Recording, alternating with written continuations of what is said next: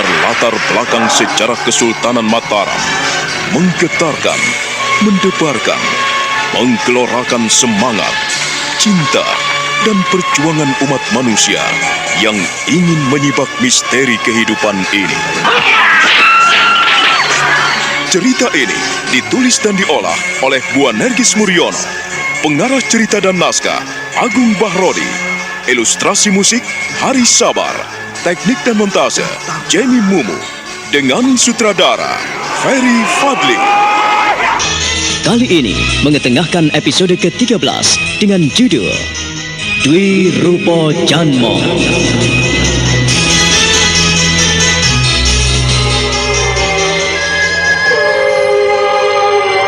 Kolo Cokro berjalan sambil mendongakkan kepalanya. Matanya bagaikan pijaran api yang terus menyala setiap kali melangkah. Daun-daun kering yang ada di sekitar kakinya nampak beterbangan dan berhamburan bagaikan disapu angin. Semak belukar dan dahan-dahan kecil berayun-ayun setiap kali tubuhnya bergerak melintas.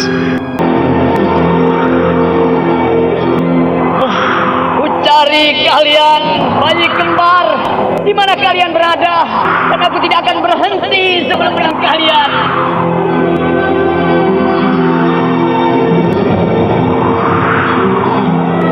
Wahai perempuan-perempuan Sunti, lahirkanlah sepasang bayi kembar untukku. Biarkanlah aku memungut anak-anakku untuk kupelihara sebagai teman hidupku. Hei, perempuan-perempuan Sunti, izinkan aku menimang anak-anak kembarmu sebagai sepasang anak rusa yang kutatang saat keluar dari perut induknya.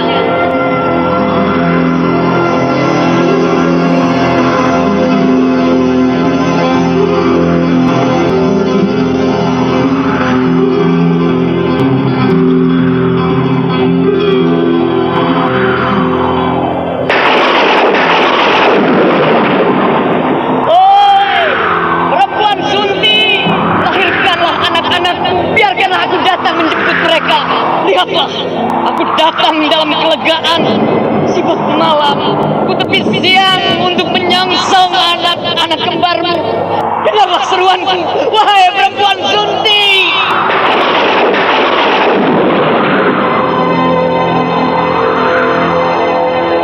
Kolo Cokro terus berjalan dan terus berjalan menyusuri hutan rimba, semak belukar, karang berduri, dan jalan berliku serta berbatu-batu. Ia terus berjalan untuk mencari sepasang bayi kembar yang akan dipergunakan sebagai persyaratan untuk mendapatkan sang Raja Wali Api. Seringkali berseru-seru hingga suaranya menggema di padang belantara dan tebing-tebing terjal. Kita tinggalkan Kolo Cokro, kita kembali ke rumah Ki Prada yang masih digelisahkan prihatin. Pada malam itu, gadis kecil itu sedang tidur, namun terus mengigau. Kedua tangan anak itu terus menggapai-gapai, bibirnya mendesis-desis, keringat pun membasahi pakaiannya.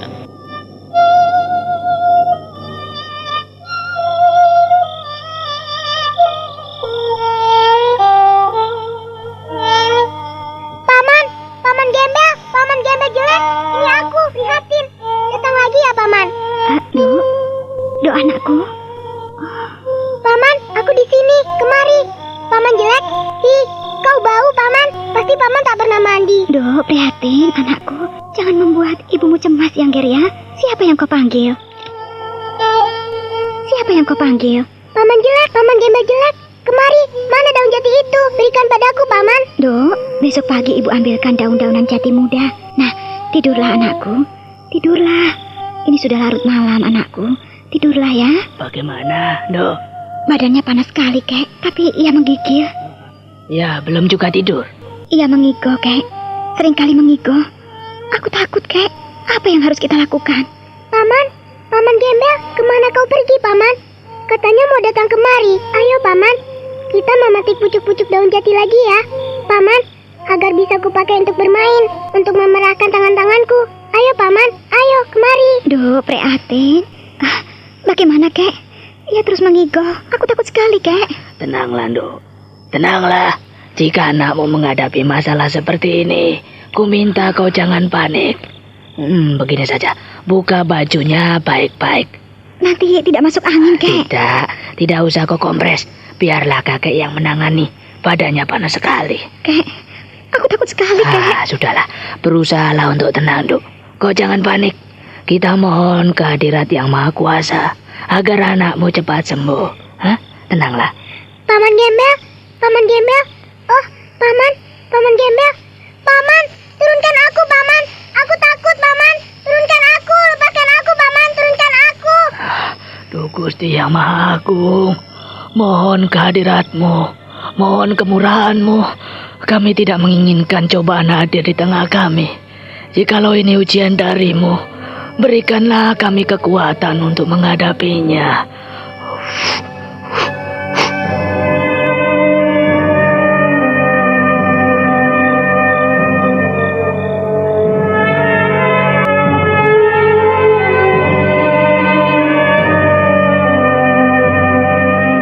Setelah meludahi kening cucunya 3 kali, Ki Pradah lalu memasukkan ibu jari kanannya ke langit-langit mulutnya. Setelah itu, ibu jarinya yang telah dibasahi dengan ludah di langit-langit mulutnya ditempelkan di kening cucunya. Oh, kiranya Gusti Yang Maha Agung memberikan kesembuhan padamu, cucuku. Oh.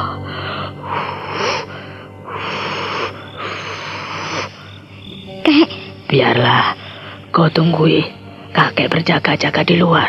Kalau ada apa-apa, panggil aku ya. iya Kek, Kau jangan pergi kemana-mana. iya. Tunggui anakmu. Dan senantiasa tiuplah keningnya. Pegang upun-upunnya. Iya Kek. Aku di luar ya.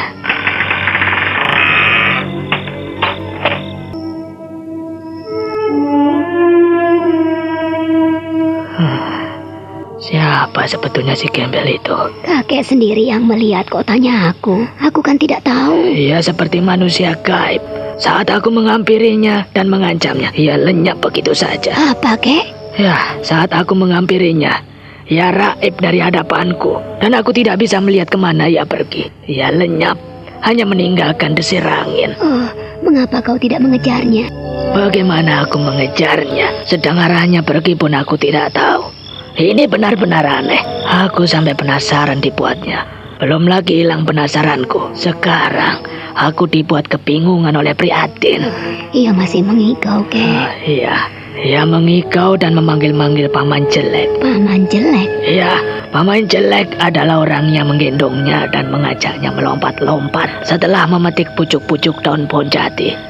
Ini yang membuatku berpikir keras. Begitu kuat pengaruhnya orang itu pada cucu kita. Kita harus cari jalan keluar, Kek. Itulah yang aku pikirkan, Nyai. Aku tidak ingin sesuatu terjadi pada diri cucu kita. Sejak dikandung ibunya, ia benar-benar prihatin. Gusti. Kita berusaha, Kek. Atau bagaimana kalau kita manggil dukun? Tidak perlu. Prihatin sudah bisa aku atasi. Tapi yang tidak habis ku mengerti, untuk apa orang itu datang kemari, dan yang lebih aneh, begitu gampang mempengaruhi anak kecil. Sudahlah, Kek, jangan dipikir yang berat-berat. Kita coba hadapi cobaan-cobaan ini dengan tabah. Masalahnya bisa panjang apabila tidak segera ku selesaikan. Aku tidak ingin lelaki asing itu datang lagi kemari. Iya, Kek. Jaga anakmu dan cucumu baik-baik. Aku akan pergi mencari laki-laki itu. Kek, jangan. Aku akan mencari tahu siapa sebetulnya dia. Jaga anak dan cucumu baik-baik. Aku pergi, Nyai. Kek.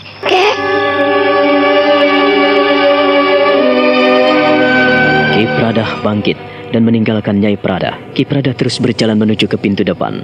Nyai Pradah keberatan sekali apabila suaminya meninggalkan dirinya malam itu. Ia setengah berlari dan menghalang-halangi suaminya agar tidak meninggalkannya. Kakek, tunggu dulu, Kek. Dengarkan aku. Nyai, izinkan aku pergi. Jangan kau pegangi aku begini. Aku tidak rela kau meninggalkan rumah malam-malam seperti ini. Tidak, Kek. Jangan. Cucumu lagi panas dan mengigau seperti itu. Mengapa harus kau tinggalkan? Kalau ada apa-apa bagaimana? Justru itulah, Nyai. Aku harus pergi. Si Gembel itu harus kutemukan. Aku akan memberikan pelajaran pada gelandangan itu. Jangan lakukan itu. Kau jangan terburu-buru. Dengarkan aku. Aku ini istrimu. Nyai, aku bisa jaga diri. Percayalah pada suamimu ini. Aku sudah tua. Tetapi kalau untuk menggorok si Gembel kurang ajar itu, aku masih sanggup, Nyai. Ingatlah, Kek. Keluargamu tak ingin diganggu oleh orang lain. Ku minta kau jangan mengganggu orang lain. kalau ada orang yang jahat pada kita, pokoknya kita ini jangan ikut-ikutan jahat. Kita harus melihat pada diri kita sendiri dulu. Jaga anak dan cucu kita. Kau di rumah, aku pergi dulu. Kek.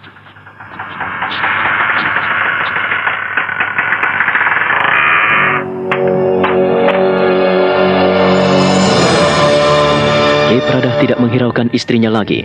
Ia terus berjalan meninggalkan rumahnya. Dalam waktu sekejap ia lenyap dalam kegelapan malam. Nyai Pradah sedih sekali. Ia kemudian berjalan menuju ke bilik anaknya.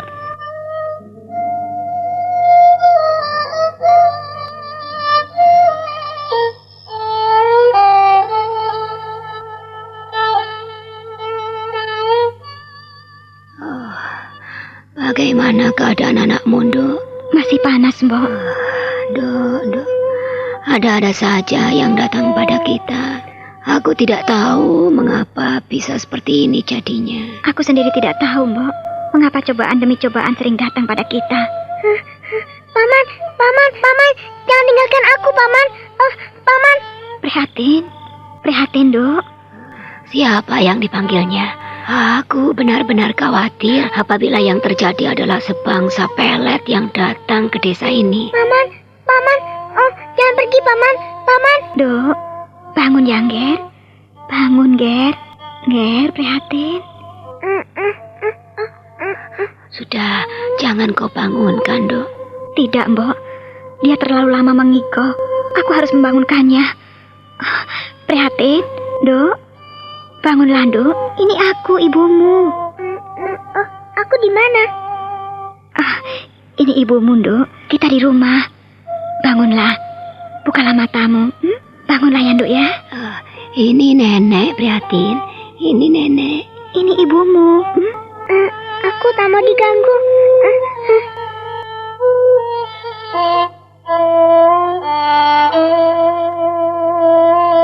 Bocah kecil itu merengek-rengek sambil memejamkan matanya. Kedua tangannya meraba-raba. Nini Warih berusaha untuk menenangkan putrinya, sementara Nyai Pradah berusaha membantu cucunya yang rewel semalam suntuk. Sementara itu, Ki Pradah telah berjalan dalam kegelapan malam. Ia menyusuri lereng-lereng terjal Bukit Goa. Ia menuju ke desa Drojo, di mana ia merasakan desir-desir aneh.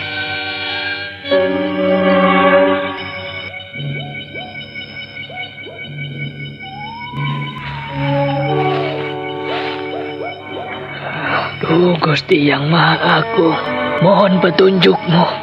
Aku harus mencari gembel itu. Aku tidak ingin kekacauan terjadi di mana-mana, hanya gara-gara gelandangan itu.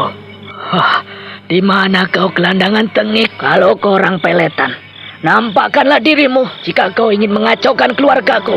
Pradah tidak akan mundur selangkah pun. Sementara itu, Kolo Cokro yang dicarinya kini sudah sampai di suatu tempat. Lelaki itu bertengger di dahan pohon besar, bagaikan monyet kehilangan anaknya. Tatap matanya dingin, memandang langit yang berhias mendung hitam.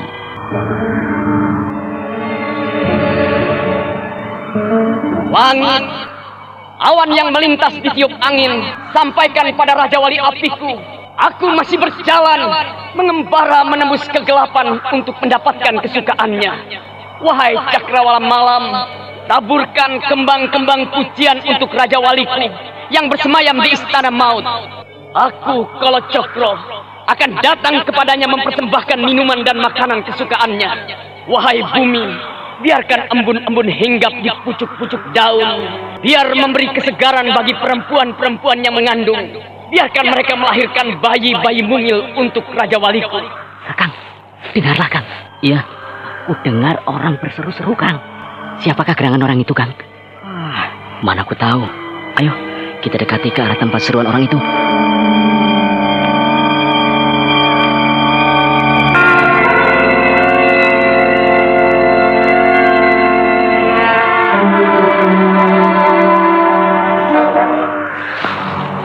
Dengarkan baik-baik, Kang. Wahai perempuan Sunti, lahirkanlah anak-anak kembarmu. Aku akan datang menatang mereka dan kupersembahkan untuk Raja Waliku. Kakang, aku tidak bisa pergi jauh-jauh, Kang. Aku akan kembali saja menemani istriku, Kang. Aduh, kau tahu sekali, Stoh. Bagaimana aku tidak takut, Kang? Kau dengar sendiri kan, orang asing itu berseru-seru menantikan perempuan Sunti yang melahirkan. Kau takut jika istrimu melahirkan dan ia datang ke rumahmu menculik anakmu? Kakang, ajaklah kawan-kawan yang lain, Kang. Aku harus kembali ke rumah. Aku tidak ingin terjadi apa-apa pada istriku. Kasihan dia di rumah tanpa teman. Kau tak mau menemaniku ya? Kakang, aduh, aku tidak mau istriku tanpa kawan dalam keadaan mengandung tua, Kang. Ajaklah kawan-kawan yang lain, Kang. Aku pulang, Kakang. Aku pulang. Dengarlah aku, wahai langit dan bumi. Di antara kalian, aku akan tetap menapakkan kaki-kaki perkasaku. Jangan kau sembunyikan anak-anak kembarmu dari hadapanku. Apakah aku tidak salah dengar? Wahai langit dan bumi, bukalah selimutmu dan biarkanlah ku tatang bayi-bayi kembarmu dari perempuan-perempuan yang pertama kali melahirkan.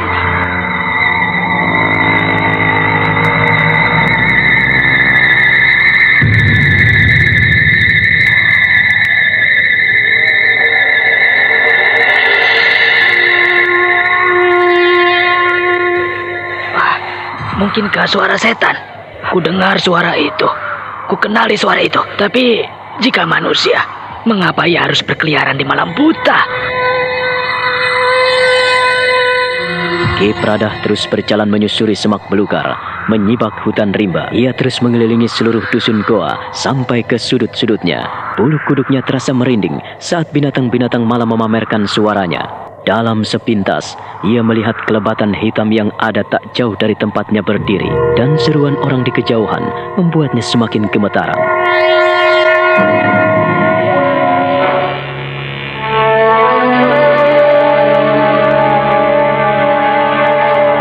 Siapa? Siapakah kau? Nampakkanlah dirimu. Kalau kau tidak segera meninggalkan aku, parang ini akan mengakhiri hidupmu. Siapakah sebetulnya yang ada di balik permainan ini? Haruskah aku menyampaikan berita ini pada Pak Lurah? Tapi tidak, aku tidak akan melibatkan orang lain. Aku akan mengejar bayangan itu.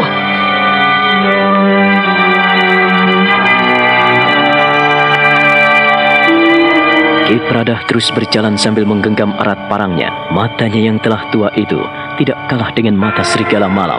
Ia masih awas dan sangat tajam memandang dalam kegelapan malam. Ia berjalan mengikuti bayangan hitam gelap yang menjauhi dirinya.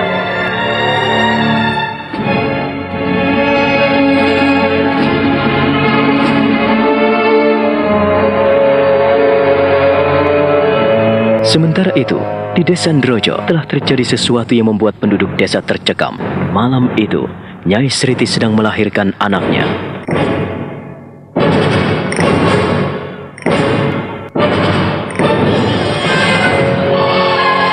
Tidak salah lagi. Dari rumah itu kudengar suara bayi. Aku harus datang. Aku harus tahu apakah bayi itu bisa kupergunakan sebagai tumbal.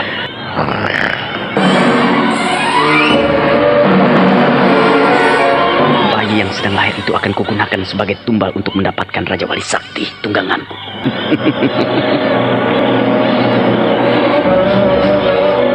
Hei, siapa di situ?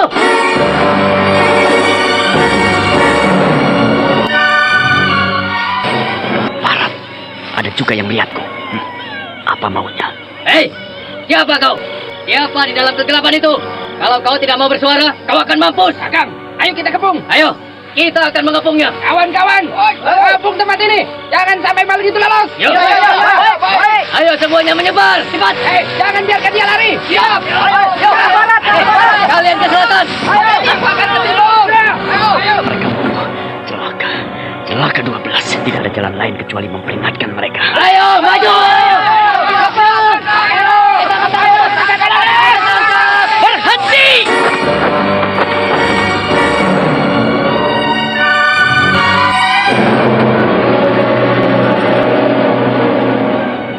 Ingatkan pada kalian, bila kalian tidak mendengarkan aku, kalian semua bisa celaka. Jangan takut. Kebong. Jangan dengarkan dia, bunuh. Kau peringatkan sekali lagi. Jika kalian memaksaku, aku akan menunjukkan tontonan yang elok di hadapan kalian. Hop. Ayolah, siapa yang ingin menjajal kemampuan kalian? Seperti mendapat dorongan luar biasa, para pengepung Kolocokro berhenti tertegak bagaikan arca batu. Mereka memandang dengan pelototan mata ke arah lelaki gembel buruk itu. Pijaran mata lelaki gembel itu sangat menyeramkan, sehingga semua pengepung itu tertegak. Wah, kau nampak besar mulut gembel jelek. Ayo, majulah. Bawa pentung dan pukullah aku. Setelah itu aku akan menunjukkan pada kalian sesuatu yang menarik. Sombong sekali kau. Galih asamku ini akan meremukan kepalamu. Iya!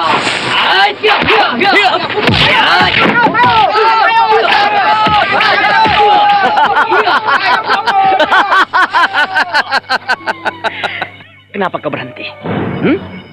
Kenapa kalian berhenti? Kalian kaget jika galih asemmu yang hitam legam itu patah berserakan di tanah. Dan nampaknya kau sangat terkejut. Si gembel jelek ini tidak akan mundur hanya karena galih asem itu. Dan sekarang tiba giliranku untuk membalas pukulan-pukulanmu yang bertubi-tubi tadi. Kau tidak perlu takut. Jangan sekali-kali lari dari hadapanku. Kalau kau lari, kakimu akan patah. Aku masih memberikan kesempatan kepadamu. Gunakan kedua tangan dan kakimu untuk menghindari pukulanku. Bersiaplah Kisanak.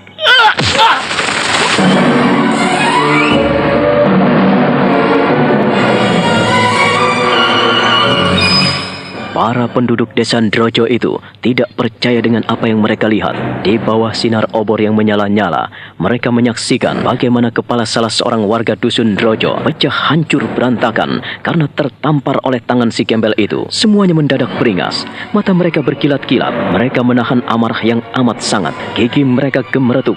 Dan salah seorang mengangkat obor tinggi-tinggi sambil memegang parang dengan deras, menghambur dan memimpin untuk mengeroyok Kolocokro. Maka pengeroyokan pun semakin dahsyat terjadi. Para pemuda dan lelaki yang ada dan mengepung Kolocokro itu makin membabi buta. Korban berjatuhan, mayat bergelimpangan, darah berceceran dan bertebaran setiap kali tangan Kolocokro berkelebat. Tamparan-tamparannya amat dahsyat, menyambar ke sana kemari. Beberapa kepala penduduk yang mendekatinya disambar kepalan tangannya hingga hancur berantakan ke tanah. Dan darah yang muncrat pun mengotori mereka yang terus mengeroyoknya. Nampaknya kalian tidak mau mendengarkan peringatanku. Lihatlah, kawan-kawan kalian yang bergelimpangan. Kepala mereka banyak yang hancur berantakan di tanah. Dan darah berhamburan di depan kalian. Dan kalian nampaknya tetap nekat. Ayo, jangan hanya terpaku. Kalian telah bosan untuk hidup.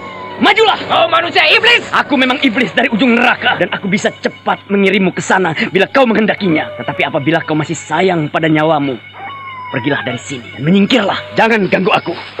Kita bunuh dia! Kita balik saja, Kang. Iya, Kang, kita balik saja. Balik saja, Kang. Kita tinggalkan dia. Tinggalkan dia, Kang. Dia setan, Kang. Dia gendruwo. Jangan lawan dia. Kawan-kawanmu nampaknya sudah takut dengan apa yang sudah terjadi di hadapan mereka. Kalau kau ingin mati seperti kawan-kawanmu yang lain, majulah. Majulah kemari. Manusia iblis, aku lebih baik mati daripada menyaksikan kebiadabanmu. Terimalah ini. Setan keparat.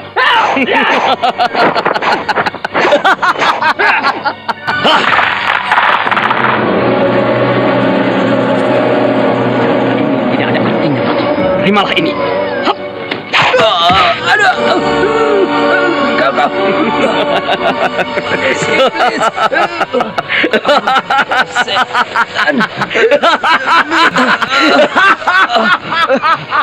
Kawan-kawan, tinggalkan setan itu. Tinggalkan.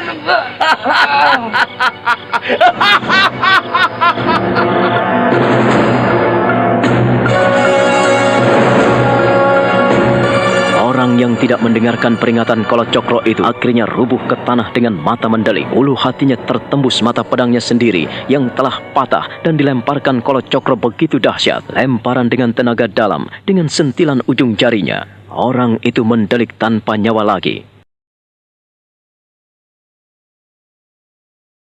Orang-orang desa itu pun berhamburan meninggalkannya.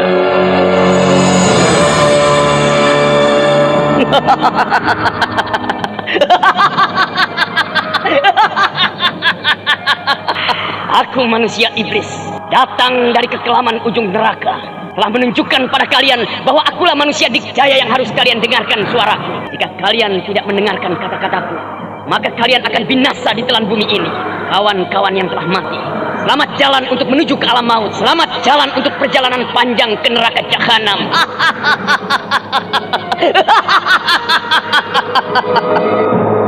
Olo Cokro berjalan dengan mendongakkan dagunya. Dia terus berjalan menuju ke rumah penduduk, di mana ia telah mendengar suara bayi lahir. Rumah penduduk yang telah sunyi itu kini tanpa cahaya lagi. Semua lampu yang ada dipadamkan.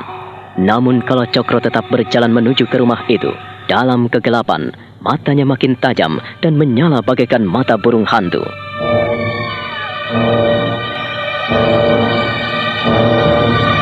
Kegelapan tidak akan pernah membutakan mataku, sekalipun kalian menghindari kehadiranku. Tapi jangan menyesal apabila aku datang pada kalian.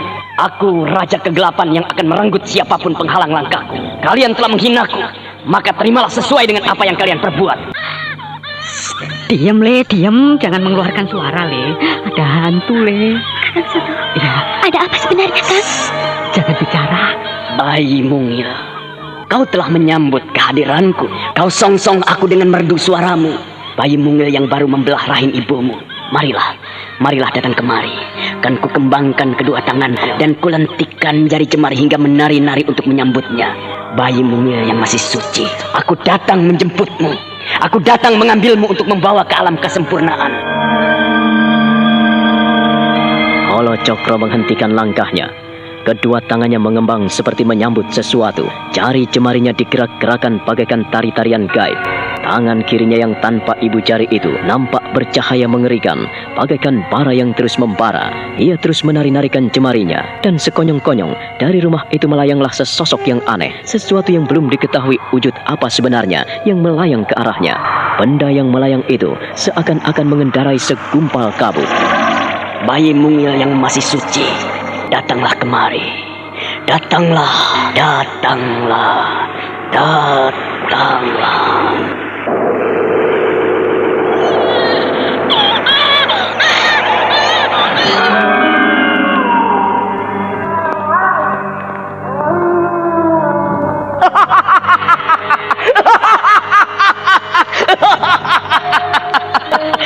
Kutimang engkau dalam kesucian, kugendong engkau dalam kekudusan, dan mari berjalan menyusuri kegelapan, dan engkau akan melihat betapa beningnya hening dan sunyi malam ini.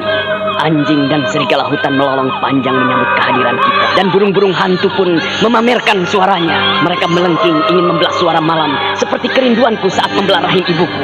Aku menyusuri alam kegelapan untuk mendapatkan secercah sinar.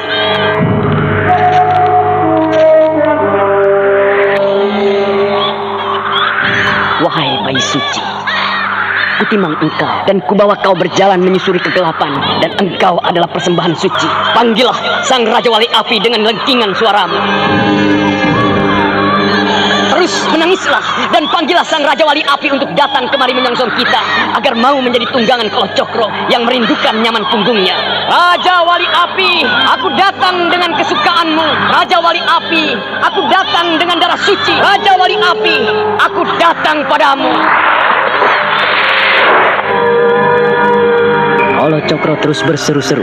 Suaranya melengking tinggi, menggema membahana bagaikan membelah langit. Tetapi burung Raja Wali Api yang dipanggilnya itu tidak kunjung datang. Ia makin geram, dan perlahan tangan kanannya mencekik leher bayi kecil itu hingga putus. Kau tak berguna bagiku. Aku telah menyusuri lorong-lorong, kusibakkan hutan belantara, dan kutepiskan semak belukar. Telah kudapatkan bayi suci untuk kupersembahkan kepadamu, wahai Raja Wali Api. Tapi kau tidak kunjung datang. Maafkan aku, bayi mungil yang tidak berdosa. Jika pengorbananmu sia-sia saat ini, aku berjanji untuk menebus kesalahanku ini, untuk mendapatkan saudaramu yang kembar.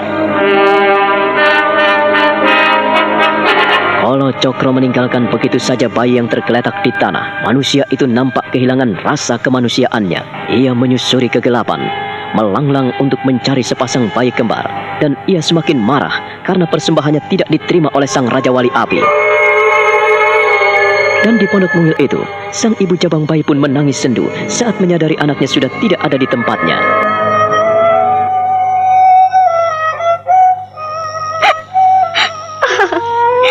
Jangan menangis toh. Jangan menangis. Tilem, jangan menangis. Kalau kau menangis penjahat itu akan datang kemari habisi hidup kita. Tilem, sudah toh, sudah. Iya. Kau jangan menangis. Aduh, Tilem, jangan menangis, Tilem. Jangan menangis. Kalau penjahat itu mendengar tangismu, dia akan menuju kemari dan mengambil kita. Tilem, kau tahu, penduduk Ndrojo ini banyak yang mati melawannya. Kau harus tahu itu. Kakak, aku tidak rela. Kakak, Tilem, aku tidak rela. dengarkan aku toh, dengarkan. Dengarkan aku, Tilem.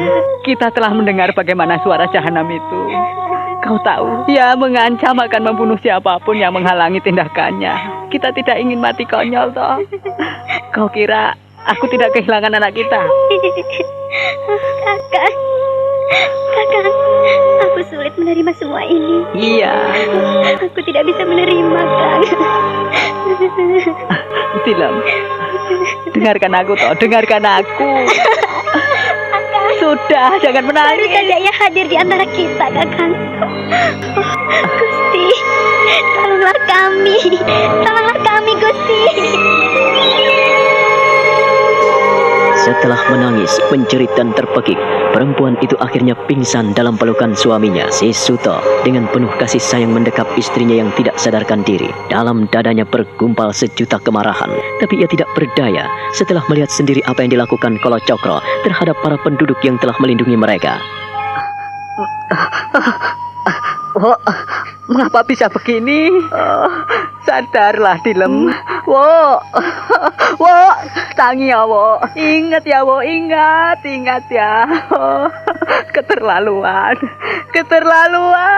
Aduh. Aku tidak bisa membiarkan orang itu. Tapi apa dayaku? Istriku. Bangunlah, Wo. Sadarlah.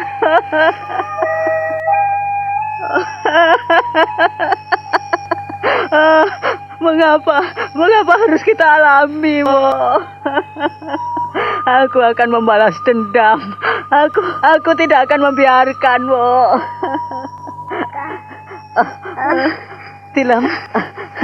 Tilem, kau. Iya. Kakang. Tilem, maafkan aku, Tilem.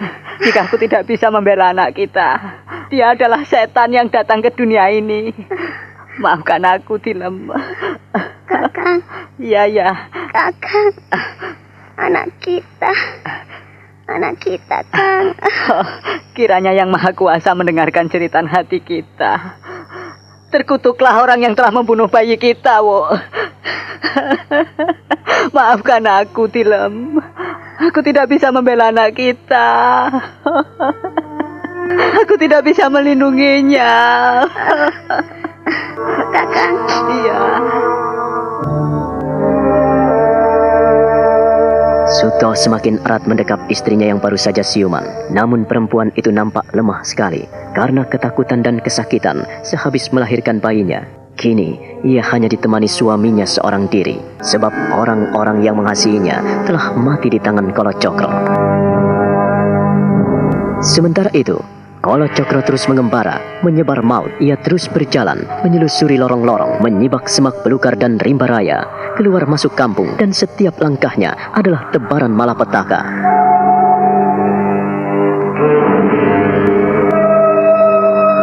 Aku mengembara di malam pekat dan gulita. Hati dan jiwaku gulita, hitam dan pekat. Telah kucari di lorong-lorong dan di sudut-sudut dunia sepasang bayi kembar untuk memanggilmu Sang Raja Wali Api. Tapi ternyata apa yang kau inginkan bukanlah sesuatu yang gampang. Tapi aku berjanji untuk mendapatkan permintaanmu, wahai Sang Raja Wali Api.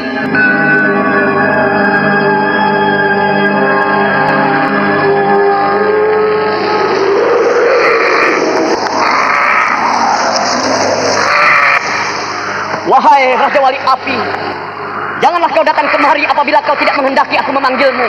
Kau selalu memamerkan kegagahan dan keperkasaanmu. Dengan kepak sayapmu, kau tutupi matahari. Dengan kepak sayapmu, kau tutupi bintang-bintang dan bulan purnama.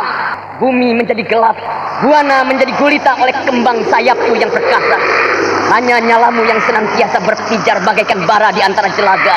Hoi, Raja Wali Api, aku berjanji kepadamu. Aku bersumpah untuk membawa sepasang bayi kembar kepadamu. Biarlah darah sucinya kau hirup hingga aku menjadi sahabatmu. Wahai sang Raja Wali Api, engkau yang datang dari kerajaan maut. Bala Cakra menengadahkan wajahnya ke langit, kedua tangannya mengembang, dan kedua kakinya terpanjang di bumi bagaikan arca. Ia diam memandang lenyapnya sang Raja Wali Api yang melintas, dan kini ia tetap mematung. Di saat bulan purnama, nampak tertutup oleh kepak sayap Raja Wali Api yang makin lama makin lenyap dari pandangan matanya. Sementara itu, Ki Pradah yang berlari-lari mengejar bayangan hitam itu akhirnya sampai di desa Ndrojo. Ia cukup jauh berlari tanpa mengenal lelah. Peluhnya membasahi pakaiannya. Parang yang ada di tangan kanannya ia pegang erat-erat. Aku benar-benar kehilangan jejak. Kemana orang itu berjalan? Ia bisa melangkah bagaikan terbang. Hantu atau manusiakah yang kulihat tadi? Setiap saat ia berseru-seru. Raja Wali Api, Raja Wali Api. Apa yang diinginkan orang itu? Apa yang dimaksudkannya? Bayi. Apakah yang aku tendang ini nampak lunak dan dingin? Amis, dingin. Gusti yang Maha Agung, darah.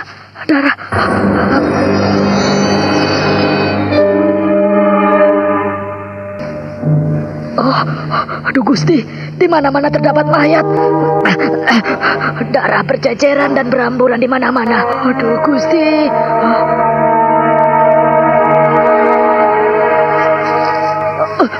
Mayat. Gusti, bagaimana kau biarkan mayat-mayat ini tanpa kepala?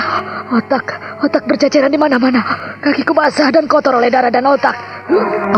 Bau amis dan anyir di mana-mana.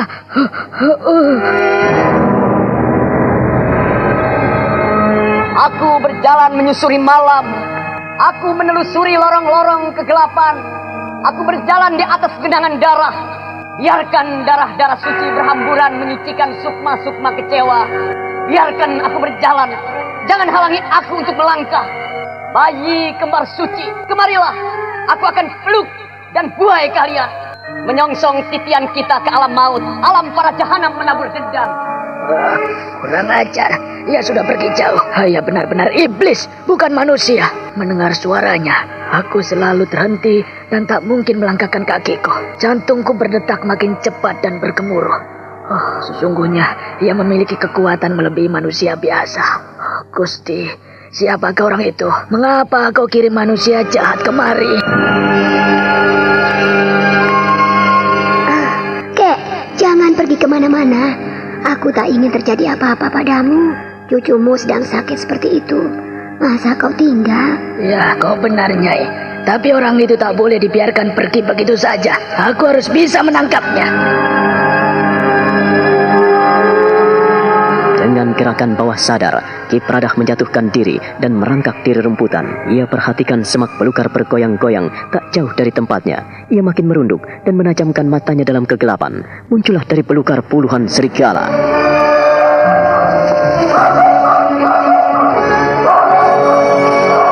Gusti, mayat-mayat itu dikerumuni anjing-anjing hutan. Beri aku kekuatan. Mereka buas sekali. Tak mungkin kuhadapi puluhan serigala dengan parang ini.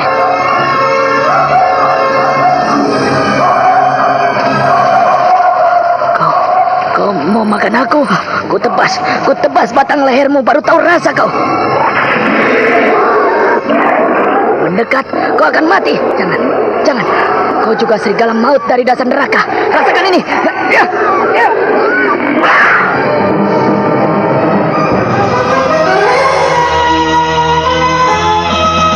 Nah, bagaimana kisah selanjutnya? Saudara pendengar, silakan menunggu seri berikutnya dalam serial Wahyu Astabrata ini. Sampai jumpa.